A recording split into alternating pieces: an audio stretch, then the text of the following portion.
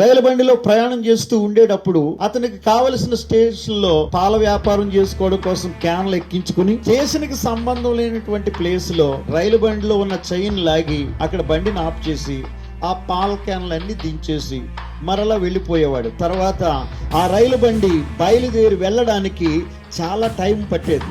ఆ బండిలో ప్రయాణం చేస్తున్న వాళ్ళందరూ కూడా ఎప్పుడు ఈ బండి ఒక అరగంట సేపు మధ్యలో ఆగిపోవటం వలన చాలా మంది ఇంటికి టైంకి వెళ్ళలేకపోయేవారు.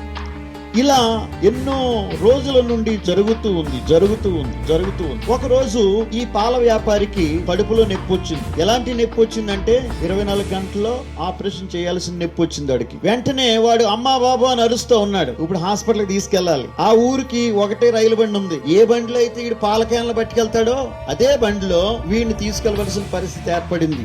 ఆ రైలు బండిలో వీడిని ఎక్కించుకుని తీసుకుని వెళుతూ ఉండగా జరిగినటువంటి సంగతి ఏంటంటే, మా కాస్త ముందుకు వెళ్ళిన తర్వాత ఎవరికో ఏదో అవసరం అయిందని ఆ రైలు బండికే చైన్ లాగి వారు సామాన్లు దించుకుంటూ ఉన్నారు. వీడికి నొప్పి పెరిగిపోతుంది, బాధ పెరిగిపోతుంది. పావు గంట అయింది, బండి కదలటం లేదు. 20 నిమిషాలు అయింది, బండి కదలటం లేదు. అరగంట అయింది, బండి కదలటం లేదు. 30 గంట అయింది, బండి కదలటం లేదు. వీడికి కోపం వచ్చి అరుస్తూ ఉన్నాడు. ఎవడరా బండి మధ్యలో ఆపుతున్నాడు?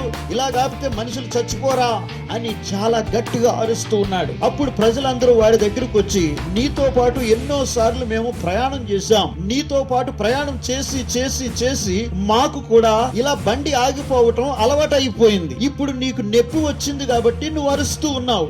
మాలో చాలా మంది ఎన్నో సార్లు నీ గురించి నీవు బండి మధ్యలో ఆపు చేయటం వల్ల మా ఉద్యోగాలకి మేము సమయానికి వెళ్ళలేకపోయాం, మా పిల్లల్ని సమయానికి బడికి తీసుకుని వెళ్ళలేకపోయాం, మా భార్యలను మేము హాస్పిటల్కి టైంకు తీసుకుని వెళ్ళలేకపోయాం.